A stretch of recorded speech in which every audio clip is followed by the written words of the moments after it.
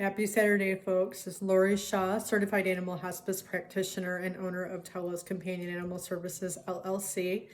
And as I was working with one of my canine charges today, something occurred to me. It's a simple strategy that I use pretty often, and it's one that I think that you might be able to benefit from, especially if you are struggling with a pet or you have a pet who's struggling with appetite.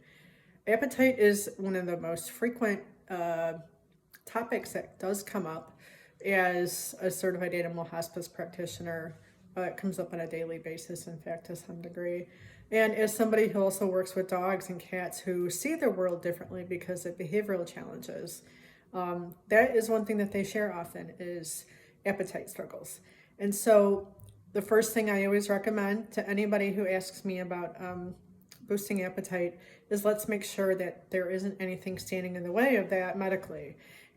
Get an evaluation by the vet using a physical exam, blood work, urinalysis, as well as evaluating for pain. Now, pain can take many forms, has many causes. It's not limited to osteoarthritis or musculoskeletal pain in older pets.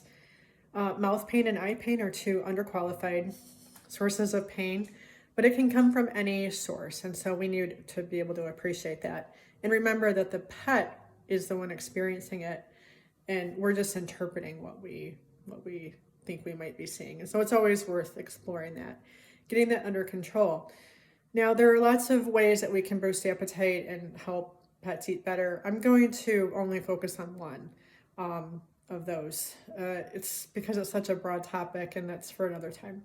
But the thing I'm going to talk about today is what we are feeding pets on. Now, historically, it's always been you feed them from a bowl or bowls. Elevated bowls are helpful.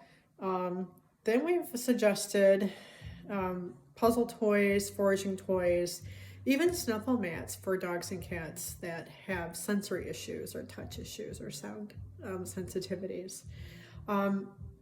Trying those are really great, but for some pets, they're just not a really good option. For whatever they don't appreciate, they don't find it comfortable.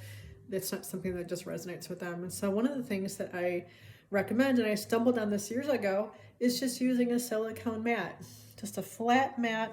This one here is from DogBuddy. It's just one brand available on the market. This one is like $15. And as you can see, this one's a rectangular shape. They do not slide easily on flat surfaces. They're easy to wash. They are well tolerated. They're nice and shallow, but they do have these this shallow side, which keeps food in place. And so it also makes them easier to clean and to disinfect. A lot of pets really go for this for some reason. And I think it's definitely worth a try. It's not something that requires a prescription. It's just a different strategy.